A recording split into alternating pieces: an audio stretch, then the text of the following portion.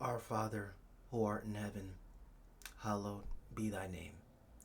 Thy kingdom come, thy will be done, on earth as it is in heaven. Good evening, everybody. You are watching Kurt's Philosophy, where we discover the world's deepest, darkest secrets. My name is Kurt Johnson, and I'm excited to be back to you guys here on this Friday. We have a great show planned for you tonight. We have a lot to talk about, lots to get into, guys. Big show. Our featured story tonight, we're going to be talking all about Austin Metcalf and Carmelo Anthony. For those of you that don't know, these are two 17-year-old high school students. One stabbed the other one. So we're going to be talking all about that, and we're going to be talking about how to deal with death, okay? Austin Metcalf is the 17-year-old kid that died from this unfortunate tragedy, and Carmelo Anthony is the suspected killer in this atrocity. So we're going to be talking about the story, but more importantly, guys, we're going to talk about how to deal with death, okay? So if you're dealing with just a death in the family, or you still can't get over a passing that happened a few years ago or recently, or if you want to know how to handle death for yourself in preparation for that, or just in general if you're just interested. So this is going to be a little bit of a darker show, but it is needed to get out there, so I'm happy to bring it to you guys. Before we get started, guys, I'm going to ask you to like and subscribe. Help me to impact and to reach as many people as possible. With addition to that, guys, follow me on Rumble, guys. I am on Rumble, guys, at Kurt's Philosophy there as well, guys, because the things we talk about, they're just not safe for YouTube. The truth is obviously, the devil tries to hunt the truth down, and tries to censor the truth, and tries to, just cancel it. And so, guys, if I do ever get canceled, or for some reason I get banned off YouTube, guys, check me out on Rumble at Kurt's Philosophy. And guys, I just want to take a little bit of time also to thank the new people coming in. We've gained a lot of subscribers in the last couple weeks, guys. I think we gained about 500 subscribers in the last couple weeks. So for those of you that are just coming in, thank you. Welcome to the family. I'm excited and I'm happy that you're here, and I hope that you learn, guys. And before we get started, guys, like the video, subscribe to the channel, and leave a comment. Most importantly, let me know what you guys think of the show. Let me know your opinion on things, and because we really are a community, and we are a family over here. We deal with things together. We go through things together. And at the end of the day, I'm the one doing the show, but you guys are the one receiving the show. So your opinion is just as important. So let me know what you guys think of the show. So we're gonna get into the news here, guys, before we get started, and then I'm gonna go over how to deal with death. Okay. So this is from the CNN. It says a teen was fatally stabbed at a track meet in Texas. His twin brother tried to save him. Hunter Metcalf said he always looked up to his twin brother Austin, who was born just a few minutes before him. Man, Metcalf told WFAA he tried to save his brother's life by stopping him from bleeding out, as Carmelo Anthony was the one to stab him in an altercation over a seat at a track meet. Okay, so this was over a track meet. They were arguing. Austin asked the kid, Carmelo, can he please move, because he was sitting in a seat. Carmelo refused. Austin decided to move his bag, and then it results in Carmelo stabbing Austin. And before the brother, which is Hunter, before he can even turn around, Austin's already completely bled out. The kid ran off. They ended up getting him, and he's being charged with murder. But just a sad, sad story.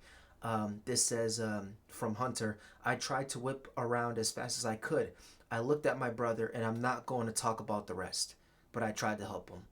So the poor kid didn't even get a chance to finish his sentence, because it's just too, it's just too much going on. It's just way too much going on in his head, and I understand. This was a massive story here. Going on here, it says police say the 17-year-old student at Frisco Memorial High School was stabbed after an altercation with a student from another school in the district. Carmelo Anthony, 17-year-old student at a high school, has been arrested and charged with first-degree murder. Police say his bond is set to $1 million. Anthony is being held in Collin County Jail. Okay, so that's all I'm going to read from that because I don't want to make it solely about this story. But it is very interesting how what the world has come to nowadays, where people are stabbing people over a seat, people are stabbing people over simple and minor altercations. And it is a very scary world right now that we live in. It is a very scary world. Tomorrow is not promised to any of us watching. Me, you, I could be gone tomorrow. You guys can be gone tomorrow. And as the story was breaking out, this kind of propelled me to make a show about death. My cousin, going by the name of Justin, he just unfortunately passed away as well due to some unfortunate circumstances. And I've been going through a rough time myself. And you guys have shown me massive support, guys. Some of you guys that are close to me that watch the channel, you guys know that, and I appreciate your support. And death is a very challenging thing to deal with. So I figured, I might as well cover this in today's episode. Now, if you're asking, what's the validity, where do you come from? Again, guys, for those of you that don't know, I am a life coach. So I went to school. I've been doing life coaching for roughly 6, 7 years now going on at this point. So I'm very well rounded, and I know how to deal with these types of things. With addition to that, I did lose my brother as well. When I was 17 years old, I lost my brother. So his name was Andre. So I know, I know how death feels, and I know the overwhelming feelings that you're left with because of it. As we know here, Hunter couldn't even finish the rest of what happened. He's still grieving it all. He's gonna have trauma. And so many of us have trauma. So many of us have these difficult times, and we just have to try to just block it out or be strong for other people or whatever the case may be. But no one really knows how to deal with it, and so I figure I would cover death. So without further ado, guys, let's talk about how to deal with death. Okay, so the first thing is dealing with death, whether it's your mom, your dad, your brother, a sibling, a close friend, a girlfriend, significant other, whatever you want to call it, no matter what. Death is hard. Okay, there is no doubt about that. That death is extremely hard.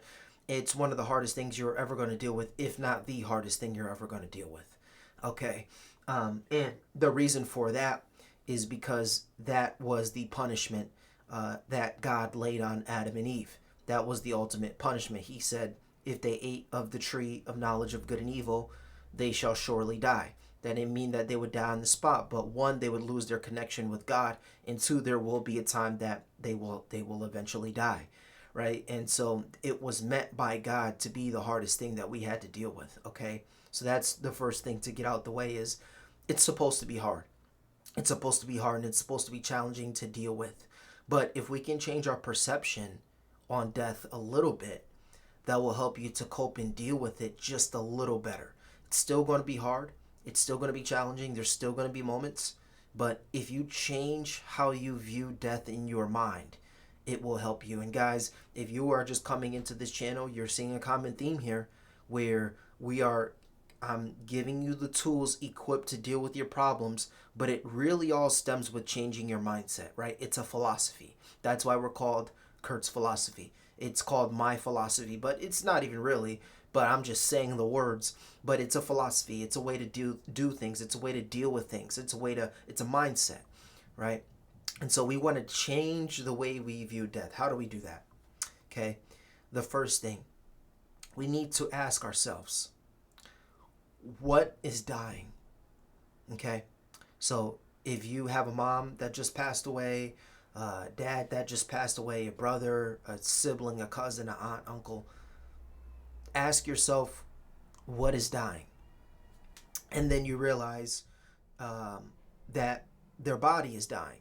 Okay, you understand very quickly that their body is gone. They are no longer breathing. They're no longer with us. They're no longer able to give us hugs and kisses and pray for us and do these things, right? Like their body is gone, right? Their body is gone. They're not conscious. They're not with us anymore. But their spirit is. Okay. And that's why we fell in love with that person in the first place, is because of their spirit. Okay. Think about it like this. If someone passed away but they were a terrible person, and they just had a bad soul, and they were terrible, right? It would still be a sad experience anytime someone dies, but it doesn't hit as hard. Why? Because they were a terrible person, or they weren't, you didn't know them, or whatever the case may be, right? But when someone dies that you're close with, right, what really affects you is their personality, their soul, their energy, right? Those things are still alive.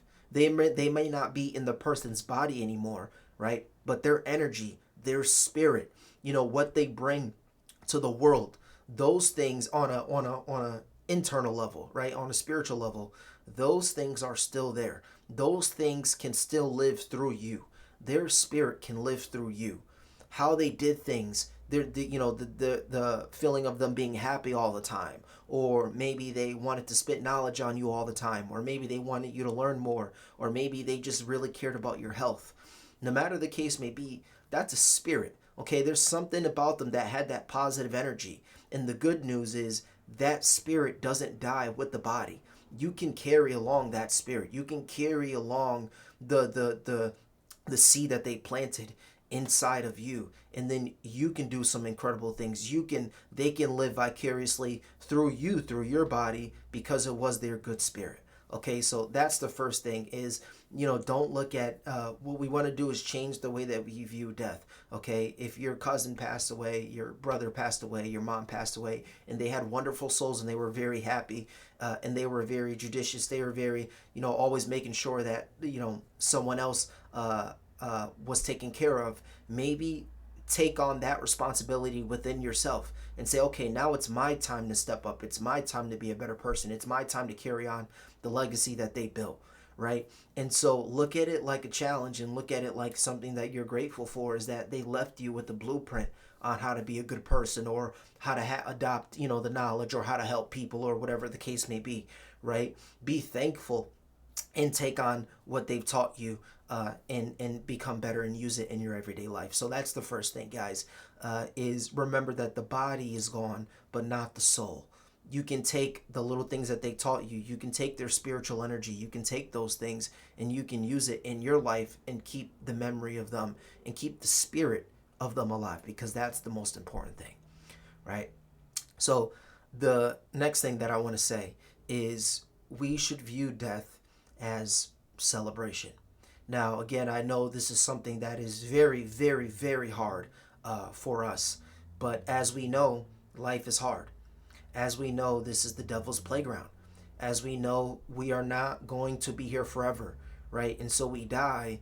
The thing should be our body dies, but our soul, our spirit, is with God now, right? It's with God. We're in heaven. We're with God now, right? And so it should be a time of celebration that we're back with our fathers, right? And so you think long and hard about it. I know they're not here anymore in the real world, but they're with their Creator. They're with the Father. They're with who, if we do what we're supposed to do, we will also go with the Father, and they will be waiting for us. And that's a beautiful thing. And so we need to view death as obviously there's a time for mourning, but also there's a time for celebration that they're back with their Father. Okay. Now, I want to talk a little bit about this as well. And this is the last thing that I will say, is for those of you that's the recipe for dealing with death. Now, death in preparation for us. When we talk about death in preparation for us, we all need to think, I need to make it to heaven. How do I do that? And the first thing is you need to feed your soul. So many of us don't feed our souls at all. So many of us listen to garbage music. So many of us go to garbage concerts. So many of us go to garbage sporting events. So many of us listen to garbage music. So many of us are around garbage people. So many of us work garbage jobs. So many of us just completely don't like our lives at all. And if we do, we're consuming what's called worldly things. It's called earthly things. It's called worldly things. But what about your soul, right? You spend 2 hours in the morning getting ready for work. You work for 10 hours, you come back home, you eat dinner, you go to bed. When was your soul fed? When was there time to talk with your creator? When was there time to feed your soul, to water your soul? Right? A lot of us don't do that at all, or if we do it, it's minimal. We do it on Sundays when we go to church, but what about all those other things? Right? You need to look at feeding your soul as like you're feeding your body. I'm going to say that one more time. You need to look at feeding your soul as feeding your body. You're not going to go 24 hours without eating. It's just not happening. So how can you go 24 hours without praying? How can you go 24 hours without speaking to the prime creator? How are you going to go 24 hours without feeding your soul? Right? That's the problem. So if you ask yourself, why are you depressed, or why are you in a sad state, or why do you hate your life, or how do you deal with death? How do you, compromise with it? Well, the first thing is you need to feed your soul. First thing is you need to talk to God, right? How often are you doing that, right? This should be an everyday, most of the day thing, right? This should be a thing where you're constantly connecting, you're constantly talking, you're constantly doing these things, right? If we looked at it as that, if we looked at it as my uncle talked to God for 25 years, 7 days a week, 5 hours a day, and now he died and he's finally with him, we look at that situation a lot differently now. Now we say this is the relationship he's always wanted.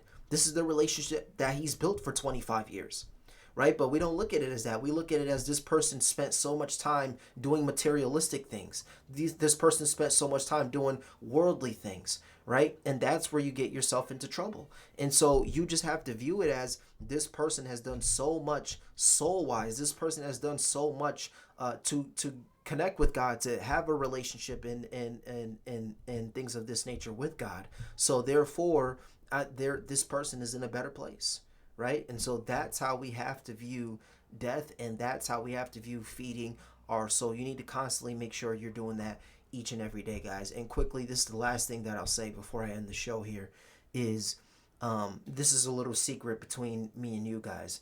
But what I want you guys to do, no matter if it's any death, if it's your mom, your dad, your brother, anything, their body is gone, as we already established, but their spirit is not.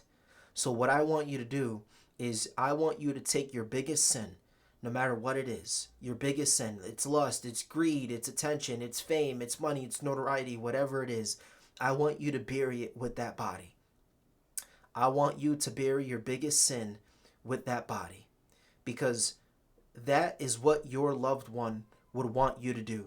That is what your loved one would beg of you to do, right? That person that passed away no longer needs that body anymore. They are with their prime creator. They are with God, right? So they don't need that body anymore. They are done. They're finished. So take your biggest sin and dump it in that grave with them, because that person, your loved one, would desperately and urgently want you to do that, and they no longer need that body. That is their worldly body. They are now with God.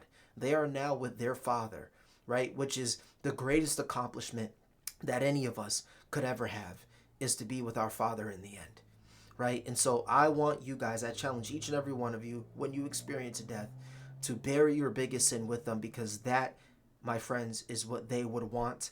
And that, my friends, is what you need to do to grow and to become better and to be the best person that you are going to be. All right, guys. So, but that's it, guys. I just want to end the show there, guys.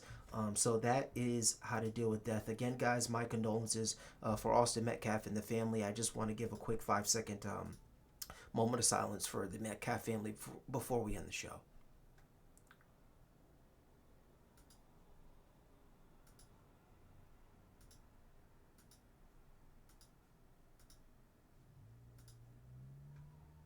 Thank you guys so much for that, guys. And again, I'll just end with the Lord's Prayer here, and then we'll end the show. So again, Our Father, who art in heaven, hallowed be thy name. Thy kingdom come, thy will be done, on earth as it is in heaven. Guys, thank you so much for watching.